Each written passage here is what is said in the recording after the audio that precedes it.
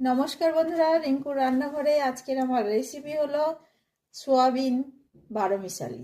এখানে আমার সোয়াবিন বারোমিশালি সবজি করতে লাগছে ফুলকপি, আলু, টমেটো, মূলো আর পালং শাক। আর এখানে নিয়েছি 3টে কাঁচা লঙ্কা, আর এখানে হাফ ইঞ্চি আদা। আদাটা আমি পেস্ট করে নেব। আর এখানে আমি 50 সোয়াবিন নিয়েছি। সোয়াবিনটা গরম জলে আমি সেদ্ধ করে জল ঝরিয়ে নিয়েছি।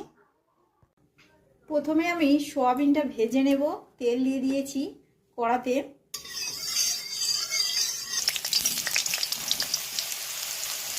লবণ, হলুদ গুঁড়ো। সোয়াবিনটা আমার ভাজা হয়ে গিয়েছে, তো এখন তুলে নেব। ফোড়নে শুকনো লঙ্কা আর গোটা জিরে, আদা, টমেটো, ফুলকপি, আলু, লবণ।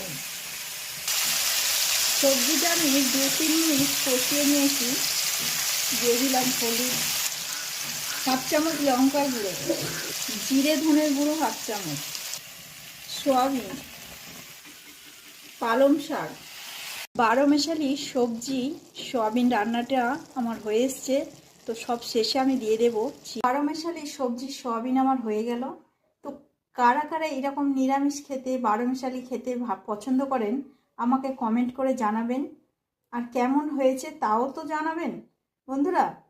তার সঙ্গে একটা লাইক, কমেন্ট, শেয়ার, সাবস্ক্রাইব করবেন আমার চ্যানেলটিকে।